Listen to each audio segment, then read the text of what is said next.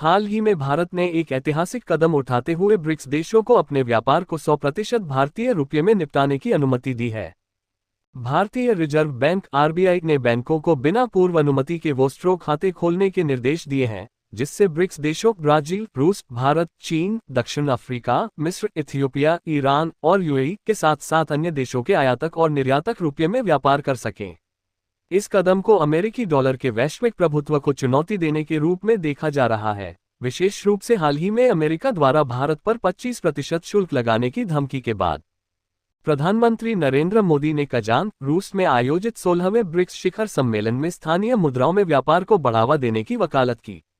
उन्होंने कहा कि इससे ब्रिक्स देशों के बीच आर्थिक सहयोग मजबूत होगा। भारत ने 2022 से रुपये में व्यापार की शुरुआत की थी, जिसमें रूस पहला देश था जिसने इस व्यवस्था को अपनाया। इसके अलावा भारत ने यूएई के साथ रुपये और दिरहम में व्यापार के लिए समझौता किया है और इंडोनेशिया जैसे अन्य देशों के साथ भी इस पर चर्चा चल रही है। भारत का ये कदम न केवल आर्थिक स्वतंत्रता को बढ़ावा देता है, बल्कि डॉलर पर निर्भरता को कम करने की रणनीति का हिस्सा है। आरबीआई ने 30 से अधिक देशों के साथ विशेष रुपये वोस्ट्रो खाते शुरू किए हैं, जिनमें रूस, श्रीलंका और मॉरिशस शामिल हैं। इससे विदेशी बैंक रुपये में भुगतान कर सकते हैं, जिससे व्यापार आसान होता है। भारत का यूनिफाइड पेमेंट इंटरफेस यूपीआई भी वैश्विक स्तर पर लोकप्रिय हो रहा है, जिसे यूएई, फ्रांस और सिंगापुर जैसे देशों ने अपनाया है।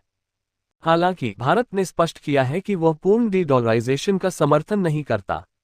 सरकार का ध्यान रुपये को द्विपक्षीय व्यापार में मजबूत करने पर है ताकि विनिमय दर जोखिम कम हो।